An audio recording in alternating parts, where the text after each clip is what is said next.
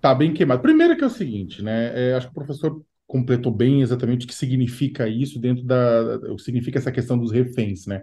O que o Hamas fez é um absurdo, né? É terror puro, né? Deveria liberar os reféns imediatamente, é óbvio, ninguém tá.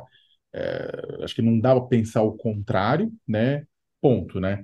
Agora, Netanyahu reclamar de propaganda do Hamas é o sujeito sujo reclamar do mal lavado, né? Ou seja, ele reclamando, né, de propaganda do Hamas é o sujo falando do mal lavado.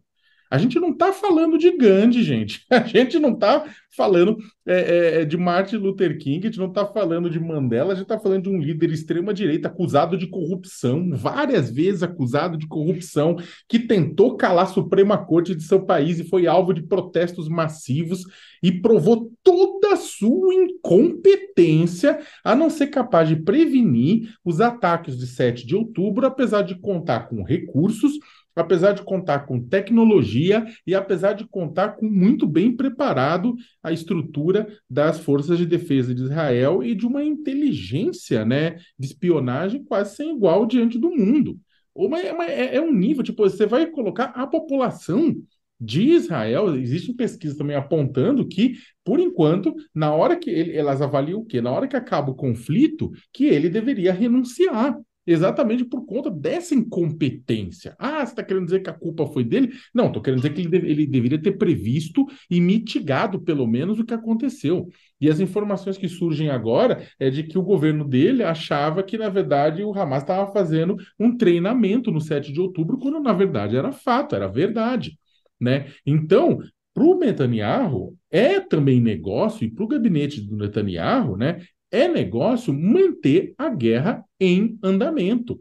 Para tentar o quê? Para tentar demover da maioria dos habitantes de Israel, né, essa avaliação de que eles têm um incompetente no governo. Por quê? Porque, claro, que quando você tem um governante em guerra, em período de guerra, ele pode transformar a opinião pública, ele pode virar a opinião da população com relação a ele exatamente dos atos que ele fez em guerra. A questão, o problema, que como mesmo colocou o professor Maurício, o que ele está fazendo, por enquanto, é mostrando que não. Né? Você tem uma população esclarecidíssima em Israel, né, a democracia israelense, olhando em volta do mundo e percebendo que o presidente, que o primeiro-ministro deles, está levando eles para dentro do buraco por conta de uma ação, de um crime contra a humanidade, crimes de guerra que estão sendo cometidos. Né? O governo do Benjamin Netanyahu, ele é muito bom de discurso, é claro, ele vem produzindo excelentes peças de marketing, né? Você vai pegar nas redes sociais excelentes peças de marketing. Ninguém nega a morte dos 1.400 israelenses, que foi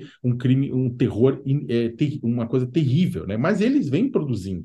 Ele aproveitou exatamente aquele momento, está fazendo também uma guerra que o Hamas também está fazendo, né? Ele, ou seja, os israelenses, o governo, né, não os israelenses, mas o governo Netanyahu, ele municia os islamofóbicos ao redor do mundo, né? Da mesma forma que o Hamas municia os antissemitas, né? Então, assim, os dois se merecem. O problema é que quem não merece os dois não é a população de Israel e nem a população da Palestina.